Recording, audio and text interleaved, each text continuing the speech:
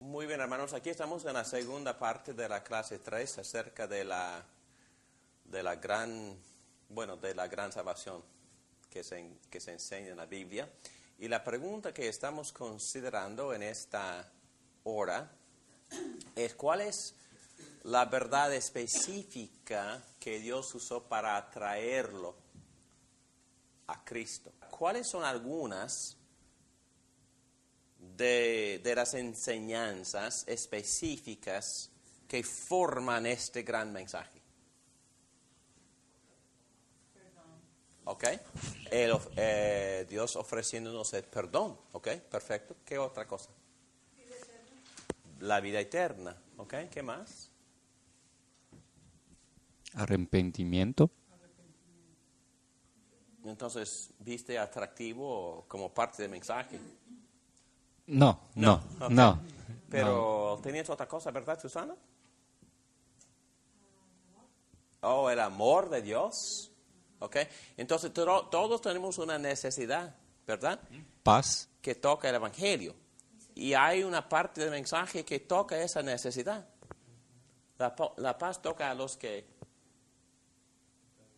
están en tormenta. Exactamente. Sí. Y el amor toca a los que no sienten amados. Seguridad. Seguridad toca a los que tienen inseguridad, ¿verdad? Y tienen muchos temores. ¿Ok? ¿Qué más?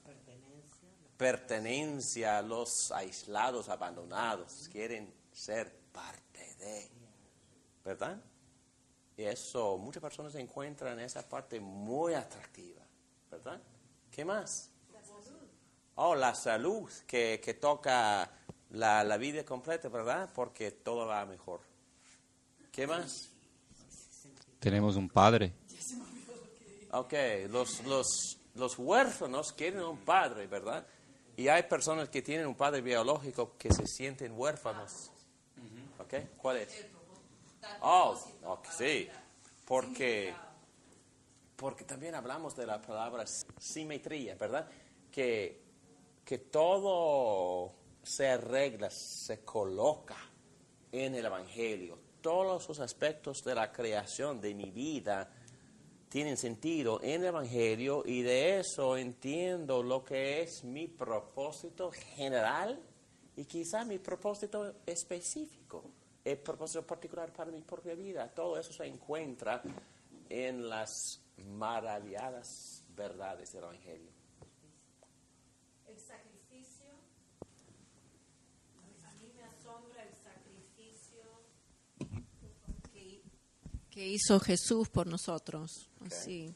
Entonces yo dejo de hablar. Ustedes deben de decirme de su propia experiencia por qué aspecto de este mensaje me tocó y me atrajo. Sacrificio. Personalmente, por la vida eterna. Cuando... ¿Qué temías, Pedro? No, yo entendí el mensaje cuando mi papá falleció. Uh-huh. Pensé que la vida no tenía sentido. Okay.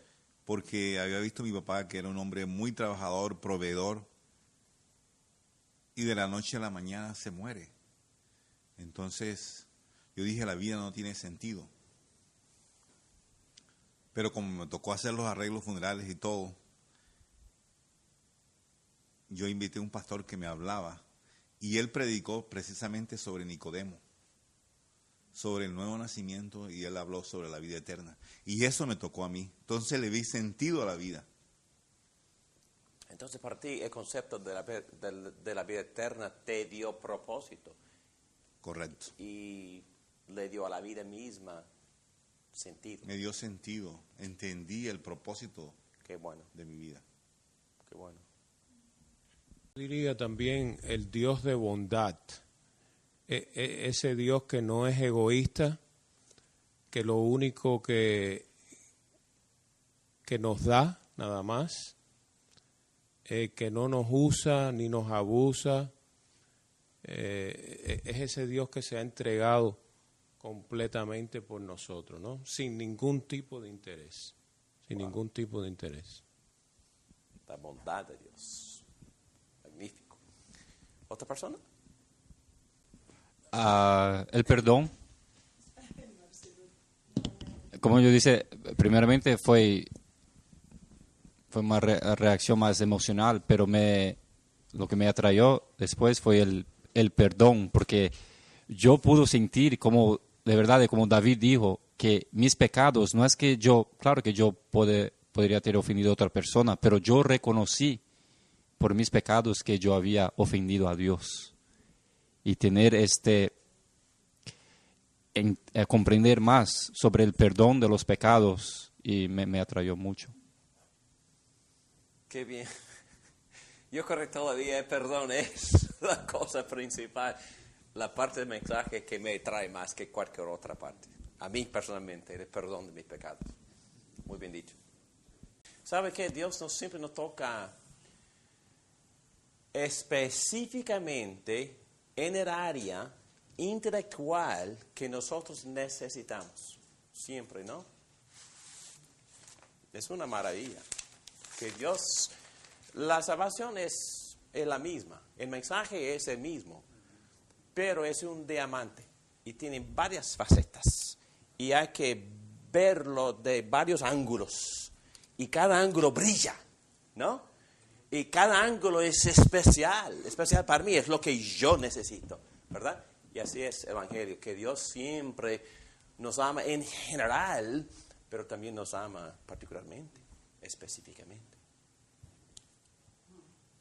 Y estas palabras que yo encontré, voy a estar traduciendo este testimonio. No podía creer que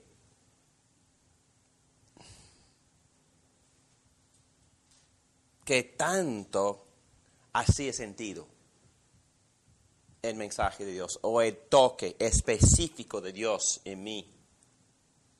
Produjo un sentir de luces prendidas. Instantáneamente me desperté.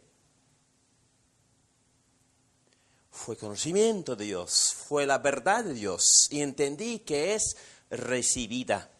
Fue tan poderoso. Es como si fuera una sección de mi cerebro había sido iluminada en un segundo. Y wow. Y luego me emocioné. En ese momento de mi llamado eficaz, Dios no nada más me contestó mi oración, pero me dio la respuesta exacta que yo necesitaba.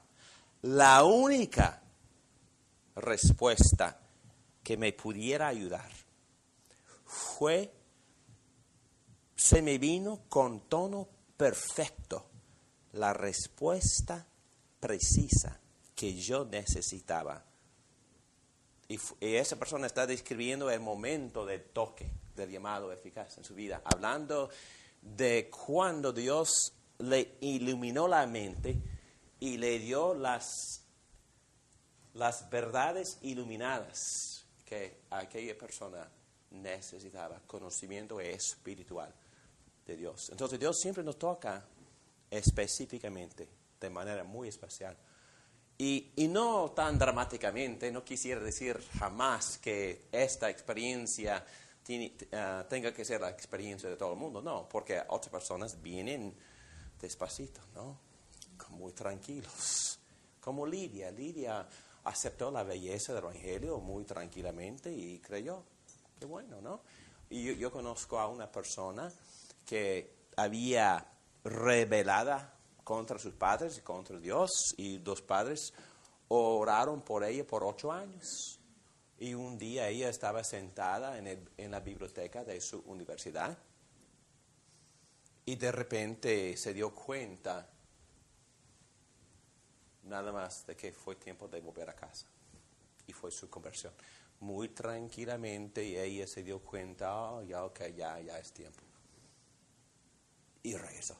Pero regresó nada más a su casa, con sus padres, pero regresó a Dios. Y fue una experiencia tranquila, sin luces, sin emociones, pero definida. Dios la había, ya es tiempo, vamos a casa. Y fue a casa.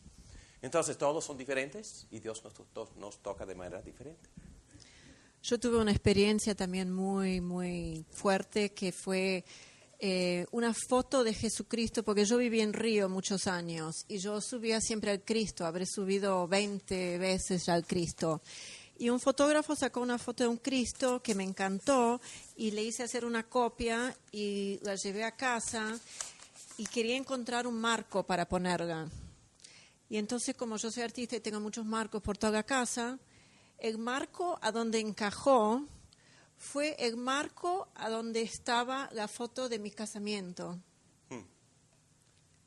Y es a donde la tengo hasta ahora y fue una revelación para mí enorme, una confirmación de que realmente estoy unida a Jesucristo. Qué bueno, sí. Y el error que cometí de pensar que la unión con un hombre es la unión más grande. Es error de muchos. Sí. Amén. No, es que no, sin bromear. Es que nos casamos pensando que el cónyuge va a cumplir con nuestras necesidades y eso nunca sucede. Nunca, jamás sucede, en ningún matrimonio sucede. Entonces, el esposo tiene que buscar sus necesidades en su verdadero amante, se llama Jesucristo, para poder amar de manera verdadera a su esposa y también la esposa a su esposo. Entonces, ningún ser humano puede cumplir con las necesidades de otro ser humano. Digo, en el mundo tendré aflicciones. Sí. Pablo dijo, en el matrimonio tendré aflicciones. Exactamente. No, perdón por los recién casados. Yo sé que ustedes son diferentes, pero los demás hemos vivido un poco. Volviendo a cómo Dios toca a cada uno, sí, yo tenía una búsqueda de qué había más allá de la vida, qué pasaría. Y yo siempre me cuestionaba en eso, pero sentía el perdón, Sí. me sentía amado. Ajá. Todas esas cosas las experimenté. Okay. Y hablando de eso, hablando de mi propia experiencia, son dos cosas que me tocan profundamente. Ya mencioné, Marcelo mencionó el perdón, y eso también es el don más grande para mí, el perdón para mis miserables pecados, pero también la seguridad. No sé por qué siempre he tenido ciertos temores o inseguridades de ser abandonado, no sé por qué, pero porque mis padres no eran así, eran fantásticos, pero siempre he tenido ese sentir y me gusta muchísimo la doctrina de la seguridad de fe. Es decir, que nada me puede separar del amor de mi Cristo, nada jamás. Y eso para mí es muy especial, que tengo la seguridad que en verdad anhelo muchísimo en mi Cristo. Y esa verdad del Evangelio siempre me ha tocado, como un niño me tocó esa verdad y me atrajo la seguridad de fe, la seguridad diciendo que Dios me va a ser fiel para siempre y nunca me va a abandonar. Me encanta esa parte también donde dice que Él nos ha dado todas las cosas y que estamos seguros en Él. Y que si Dios, el Padre, nos dio a Jesucristo, ¿cuántas nos va a dar las demás cosas que nos necesitemos? Es decir, que no escatimó a su Hijo. Y que nos ama a pesar que no importa lo que sea, ni lo profundo, ni lo alto, ninguna cosa creada nos puede separar del amor de Cristo. Ese amor me hace a mí seguro también. Qué bueno, qué bueno.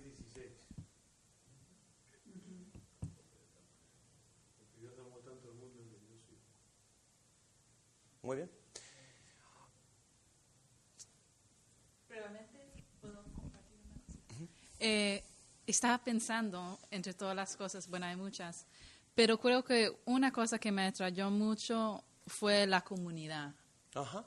en que estamos, un ejemplo ahorita también, que yo entré a un estudio bíblico simplemente por curiosidad en la universidad y hablando de Dios, qué bonito. Yo no sabía lo que no sabía, lo que no entendía.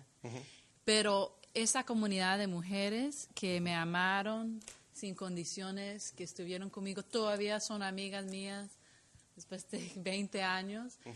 Eso me atrayó mucho, el amor. Ellos sí eran creyentes, yo era la única que llegó al grupo que no realmente conocía. Creo que es una parte muy especial para mucha gente, como ya mencionó Elizabeth, y no sé por qué no ha hablado esta mujer en Senado, pero también me lo dijo lo mismo, que sentir parte de, aceptado por un grupo de seres humanos aquí en esta tierra, es una cosa muy importante para todos nosotros.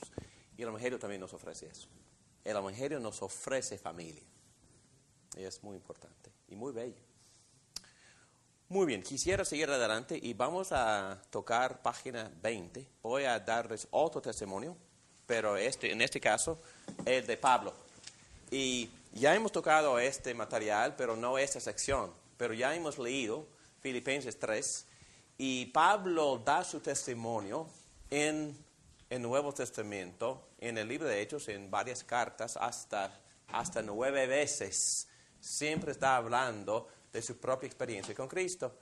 Y en esa sección, para mí es un texto sumamente especial, porque no nada más queda bien claro el Evangelio, y bien claro de dónde viene nuestra justificación, y de dónde viene nuestro don de la justicia o la rectitud moral que nosotros necesitamos para poder presentarnos ante un Dios justo. ¿De dónde viene esa rectitud, esa justicia? De Jesucristo. Viene de Dios y se nos ofrece en Cristo mismo. Ese texto de 2 Corintios, ¿qué dice? Al que no conoció pecado.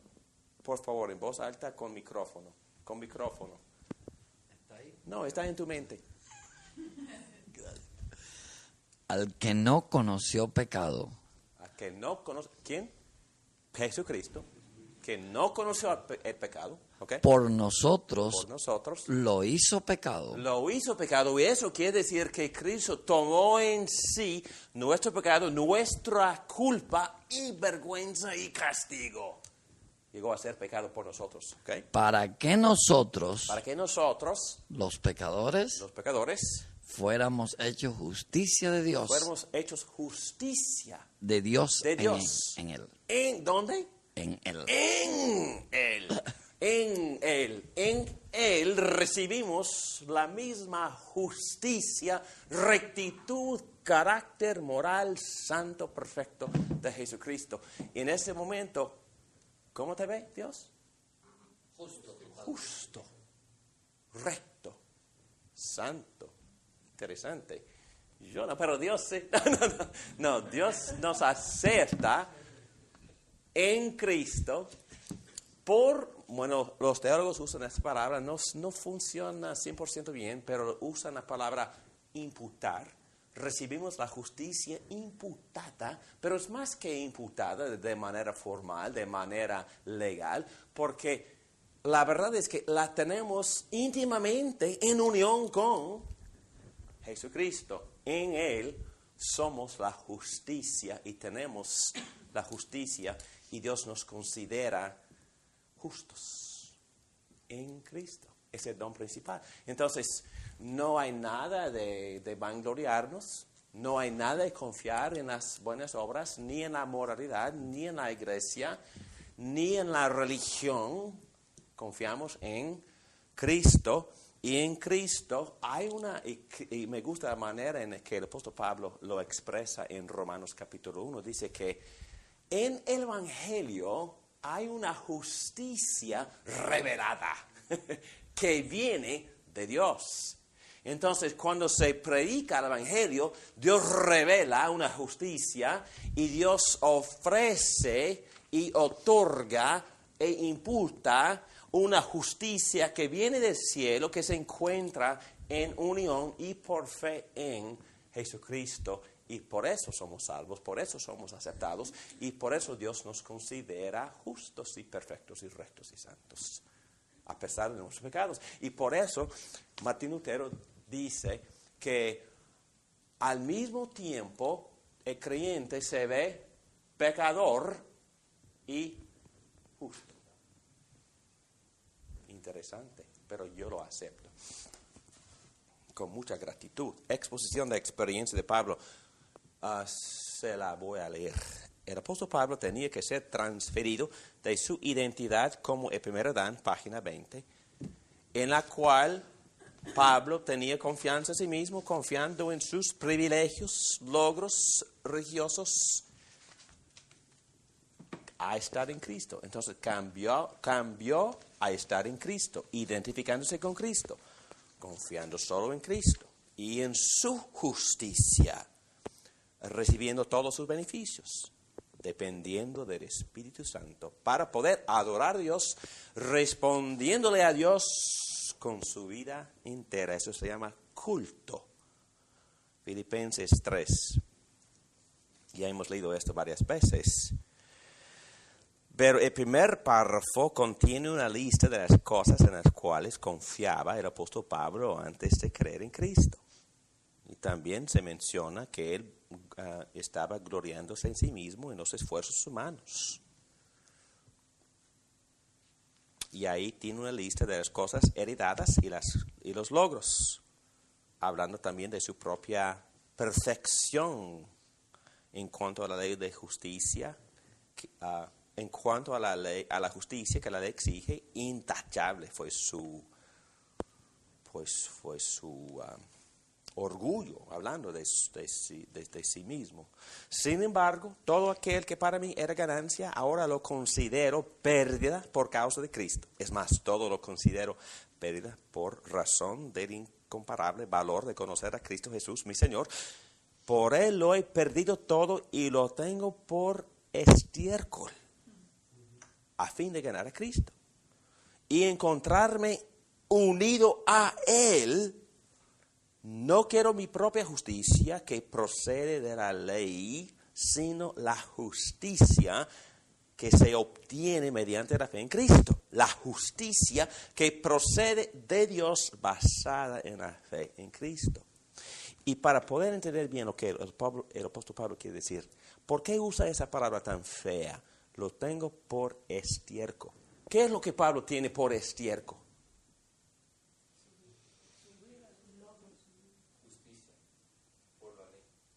Ok. Hay que entender que la ley sí tiene su valor, la religión sí tiene algún valor, el sacrificio sí tiene algún valor, mi familia, mi herencia, mi raza sí tiene algún valor, mi patriotismo sí tiene algún valor, mi cultura sí vale algo. Pero en cuanto a mi salvación, en cuanto a lo que baso o en cuanto al fundamento de mi aceptación ante Dios, familia, religión, buenas obras, raza, logros, obediencias a las leyes externas, pasión, nación, basura, estiércol. Sí estoy dependiendo de esas cosas. Sí tienen su valor, pero en cuanto al fundamento de mi salvación no tienen valor ninguno. Basura, estiércol, ¿ok? Para quedarnos bien, para entender bien, ¿ok? Muy bien. En este pasaje vemos una clara transformación de la fe de Pablo. Todos confían últimamente en alguien o algo. Si no es Dios, entonces pueden ser ellos mismos, alguna parte de la creación, bienes heredados o sus logros personales antes de confiar en Cristo o de jactarse en Cristo como su identidad suprema y la fuente de todo lo que él necesitaba. Pablo confiaba en sus logros religiosos y académicos y también en su solidaridad heredada con el judaísmo y la cultura judía.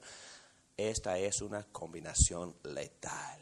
Si mi etnicidad cultural y patriotismo son mi identidad y confianza, llegaré a ser una persona prejuiciada.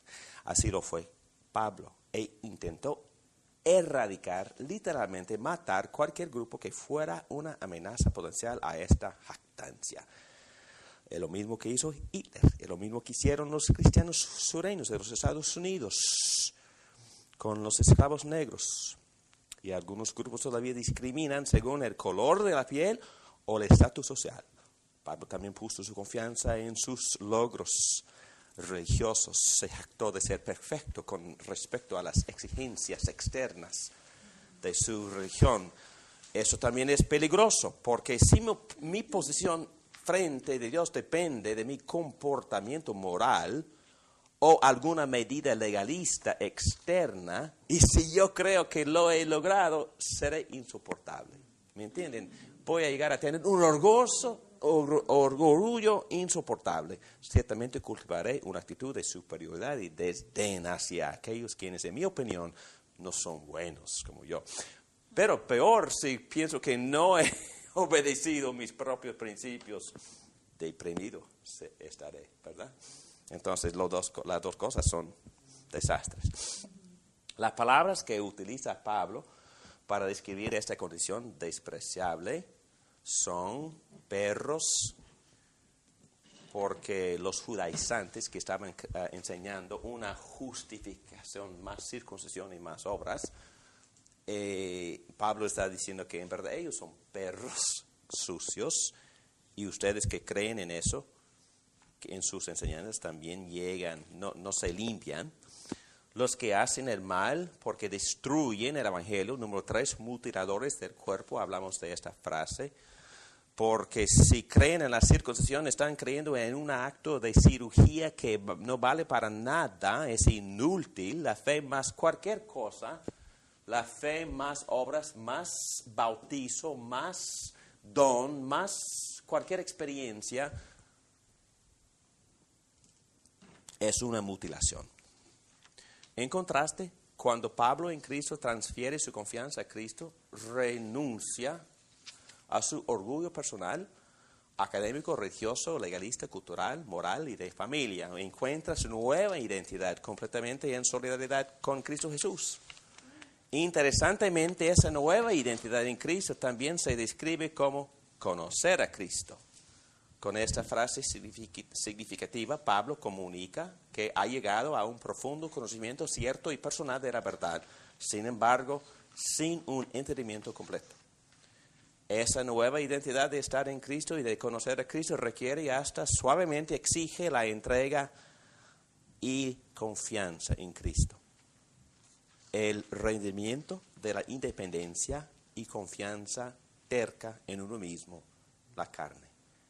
El nuevo fundamento de la jactancia de Pablo es Cristo. Él dice que en Cristo pierde todo, cosas que no importan, su linaje, credenciales, logros, y gana todo, es decir, la justicia, posición, comunión con Cristo, poder, todos los beneficios de la nueva vida. Se muere en Cristo, resucita con Cristo, asciende con Cristo, recibe limpieza de sus pecados, recibe al Espíritu Santo, quien eleva toda su vida en adoración hacia Dios y una vida llena de propósito. Por el Espíritu de Dios debemos ser transferidos de una solidaridad principal con el primer Adán, dirigidos por el Espíritu de Cristo y puestos en el último Adán, es decir, en Jesucristo. El último Adán, la frase que usa Pablo en 1 Corintios capítulo 15 para describir a Cristo, nos lleva a entrar en la experiencia de su muerte, donde nos saca del reino donde el pecado reina y nos domina.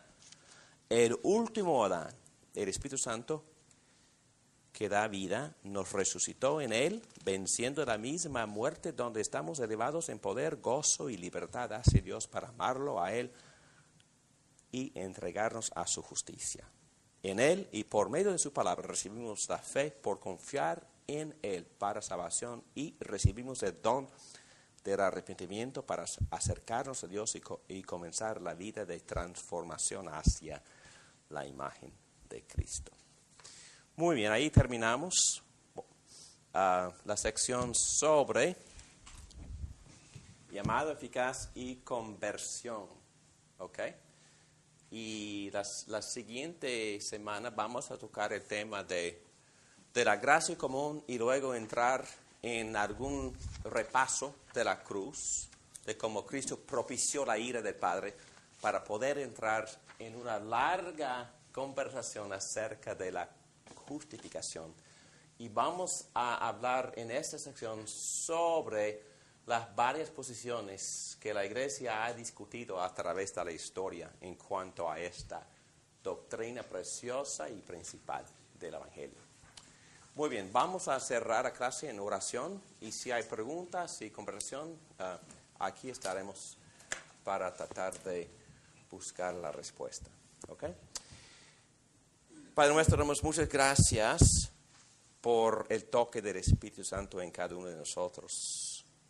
Para cualquiera que tenga duda todavía de este toque, yo te pido que tu Espíritu Santo venga en este momento y que también cada persona quede iluminada, conmovida y atraída a Cristo. Y si hay alguna preocupación o inquietud, precisamente por esa intranquilidad sabemos que tú estás aquí y que tú estás obrando en aquella persona.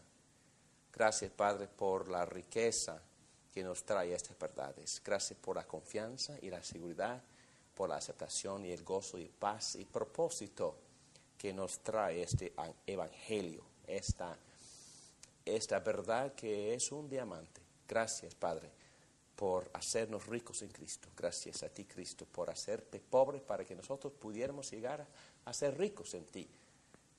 Y te pedimos que tú sigas obrando en nosotros para que nuestras vidas se transformen para ser más y más conformes a tu imagen. Todo esto te lo pedimos en el nombre de Jesucristo. Amén.